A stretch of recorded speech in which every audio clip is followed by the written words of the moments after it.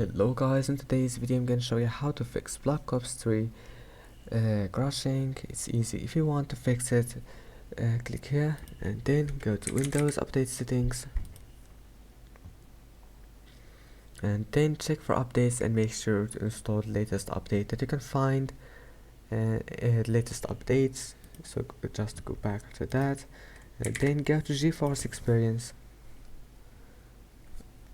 and then go to drivers, check for updates, make sure you have the latest update for your GPU, then go to settings, scroll down, enable image scaling, and after that you will need to wait a few seconds and then go to enable Xbox Game Bar, and after that once you're here make sure to disable Xbox Game Bar, make sure it's off, restart your computer and then try again and your problem must be fixed. See you in the next video.